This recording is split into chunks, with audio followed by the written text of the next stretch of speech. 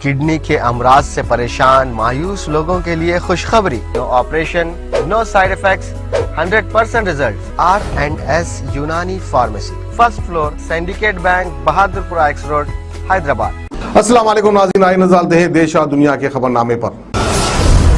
सच news के खबरनामे में आप सबका इस्तकबाल है। आज की सबसे बड़ी खबर आ रही लखीमपुर के खीरी इंसिडेंट से, जहां पर आखिरकार मानी योगी सरकार राहुल और प्रियंका गांधी को लखीमपुर जाने की इजाजत दे दी। लखीमपुर खीरी कांड पर सियासी जंग के बीच बड़ी खबर आई। अब राहुल गांधी, प्रियंका गांधी और 3 लोगों को लखीमपुर खीरी जाने की इजाजत दे दी गई है। किसी भी पार्टी के 5-5 लोग लखीमपुर जा सकते हैं। ऐसे में राहुल गांधी, प्रियंका गांधी, उनके साथ 5 लोग भी लखीमपुर जा सकेंगे। इसके अलावा आम आदमी पार्टी के नेता संजय सिंह भी 5 लोगों के साथ लखीमपुर जा सकते हैं। उनको भी इजाजत मिल चुकी है। इस दौरान किसी की सभा करने की इजाजत नहीं होगी। एडीजी प्रशांत कुमार ने बताया कि शांति व्यवस्था बनाए रखने के लिए पाबंदियां लगाई गई हैं, जिनको अब हटा लिया गया है। राजनीतिक दल लखीमपुर जा सकते हैं। बता दें कि राहुल गांधी फ्लाइट से लखनऊ पहुंच रहे थे। वहां वो लखीमपुर खीरी जाएंगे, लेकिन बीच में सीतापुर में रुकेंगे। वहीं प्रियंका गांधी को सीतापुर के गेस्ट हाउस में गिरफ्तार करके रखा गया है। इससे पहले रविवार यानी संडे को लखीमपुर में 4 किसानों समेत 8 लोगों की मौत के बाद प्रोटेस्ट ने लखीमपुर खीरी में धारा 144 लगा दी। किसान संगठनों के अलावा किसी पार्टी के नेता को वहां जाने की इजाजत नहीं दी जा रही है। प्रियंका गांधी, अखिलेश यादव, संजय सिंह और आदि लखीमपुर जाने की कोशिश की थी, लेकिन उनको अलग अलग जगह हिरासत में ले लिया गया। बाद में प्रियंका को सीतापुर में ही गिरफ्तार करके रखा गया है। आज राहुल गांधी ने लखीमपुर जाने के लिए ऐलान के बाद लखनऊ में सुरक्षा व्यवस्था बढ़ा दी गई है। दरअसल राहुल ने लखीमपुर जाने के लिए दिल्ली से लखनऊ की फ्लाइट पकड़ी थी। लखनऊ से उन्होंने लखीमपुर जाने की बात कही थी। वहीं प्रशासन ने कहा था कि राहुल को लखनऊ से आगे नहीं जाने दिया जाएगा। इसके पीछे लॉ एंड ऑर्डर का हवाला दिया था।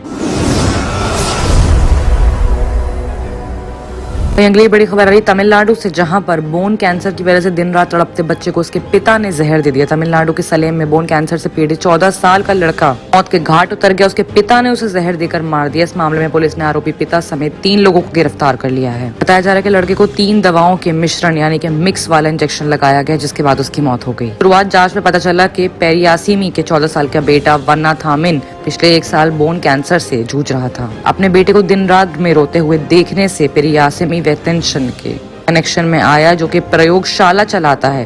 पेरियासमी ने अपने बेटे के इस तकलीफ को दूर करने के बारे में वेंकटेशन से पूछा। इसके बाद पेरियासमी और वेंकटेशन ने एक पेशेवर कनेक्शन किया। पेरियासमी के घर गए। उन्होंने 14 साल के वंजिमिन को एक इंजेक्शन दिया, जिसके बाद उसकी मौत हो गई। पहले सोर्सेज का कहना था कि 3 दवाओं का एक मिक्सम करके इंजेक्शन लगाया गया, जिसका ओवरडोज से बच्चे की मौत हुई है। मामला सामने आने के बाद को गिरफ्तार कर लिया गया है। धारा 109 यानी कि अपराध के लिए उकसाने के तहत मामले को दर्ज किया गया है।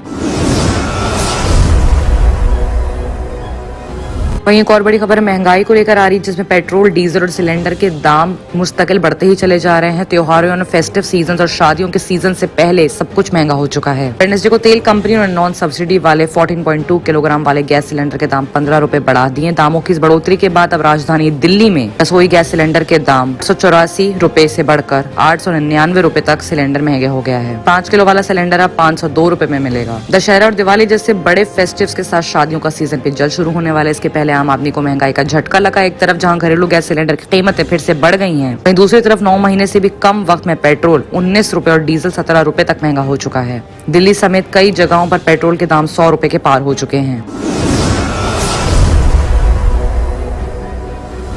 अगली बड़ी खबर आ रही है बुलंदशहर से, जहां पर फर्जी एनकाउंटर मामले में फरार रिटायर्ड डीएसपी रणदीप सिंह ने सरेंडर कर दिया है। रिटायर्ड डीएसपी रणदीप सिंह पर 19 साल पहले बुलंदशहर में बीटेक के छात्र को लुटेरा बताकर फर्जी एनकाउंटर का इल्जाम था। मामले की सुनवाई सुप्रीम कोर्ट में चल रही थी। 30 अक्टूबर को मामले की अगली सुनवाई होनी है। फर्जी एनकाउंटर मामले में यूपी पुलिस के इनामी रिटायर्ड डीएसपी रणदीप सिंह ने बुलंदशहर की कोर्ट में सरेंडर कर दिया है। लंबे वक्त से फरार डीएसपी पर बुलंदशहर एसपी संतोष कुमार सिंह ने कल 25,000 का इनाम घोषित किया था। इनामी retired deputy SP Randeep Singh ने 2002 में सिकंदराबाद में इंस्पेक्टर एनकाउंटर की अगुवाई की थी। रणदीप सिंह पर बीटेक के छात्र यानी स्टूडेंट को लुटेरा बताकर फर्जी एनकाउंटर का इल्जाम है। मामले की सुनवाई सुप्रीम कोर्ट में चल रही है। 20 अक्टूबर को मामले में सुनवाई होगी। बता दें ट्यूसडे को ही बुलंदशहर में 25,000 का इनाम घोषित करा। उन्होंने कहा कि रणदीप सिंह बतौर थाना प्रभारी निरीक्षक सिकंदराबाद की अगुवाई में इनकाउंटर हुआ था। 2002 में बुलंदशहर के थाना सिकंदराबाद कोतवाली इलाके में फर्जी एनकाउंटर मामले में मुस्लिम retired deputy SP Randeep Singh सहित यूपी पुलिस के 4 पुलिसकर्मी भी मौजूद थे।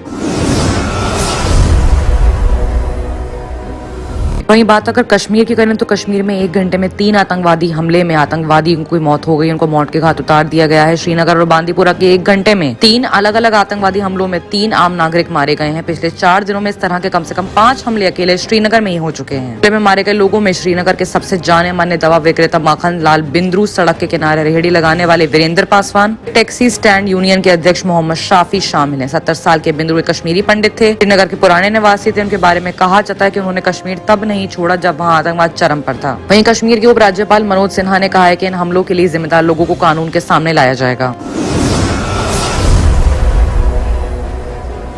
और आइए बात करते हैं इंटरनेशनल खबरों की, जहां पे सबसे बड़ी खबर आ रही है तालिबान से, जहां पर काबुल के गुरुद्वारे में घुसे हैं तालिबानी आतंकियों ने सिखों से बदसलूकी की है, सीसीटीवी कैमरे तोड़े हैं, कुछ लोगों को हिरासत में भी लिए जाने की खबर आ रही है। करीब 2 महीने पहले अफगानिस्तान पर कब्जा करने वाले तालिबान अब दूसरे मजहब के धर्मस्थलों को भी निशाना बनाने लगे हैं। ट्यूसडे को तालिबानों का एक दल काबुल के परवान गुरुद्वारे में घुसा। यहाँ मौजूद सिखों से काफी देर तक सवाल जवाब किए। इस दौरान वहाँ मौजूद लोगों ने बदसलूकी भी की। बाद में वहाँ मौजूद सीसीटीवी कैमरों को तोड़ दिया गया। करते परवान गुरुद्वारे के प्रमुख भाई गुरनाम सिंह ने खुद इसकी जानकारी दी है। मीडिया रिपोर्ट्स के मुताबिक हादसा मंगलवार यानी ट्यूसडे को शाम करीब 4 बजे का है। गुरुद्वारे में कई सिख मौजूद थे, इनमें से कुछ यहाँ पर रहते हैं और कुछ हाल ही में हिंसा से बचने के लिए शरण ले रहे थे। दोपहर तक यहाँ हालात सही थे। करीब 4 बजे कुछ तालिबानी यहाँ घुसे, हथियार बंद थे, जबकि कुछ खाली हाथ थे। इन लोगों ने पूरे परिसर की गहन तलाशी ली। फिलहाल कुछ लोग हिरासत में भी हैं।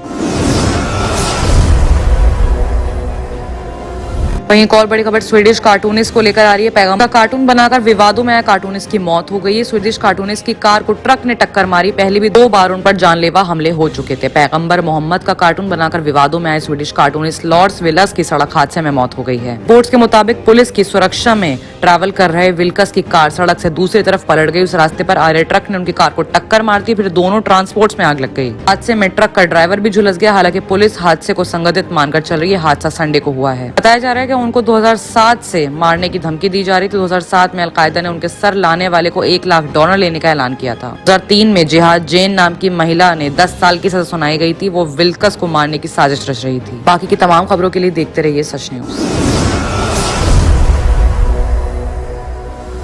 किडनी के अमराज से परेशान मायूस लोगों के लिए खुशखबरी।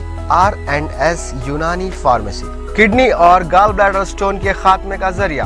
अब UNI स्टोन कैप्सूल्स के जरिए खात्मा कीजिए। No operation, no side effects, 100% result. सिर्फ UNI स्टोन कैप्सूल से मुस्तहिक लोगों के लिए खुसूसी रियायत। फिर से पथरी न होने का मुकम्मल इलाज। दर्द, कॉन्स्टिपेशन और पुराने कब्ज से निजात पाइए। आज ही तशरीफ लाएं। R&S Unani pharmacy, first floor, Syndicate Bank, Bahadurpura X road, Hyderabad. Contact 9703 939 436 9063 383760।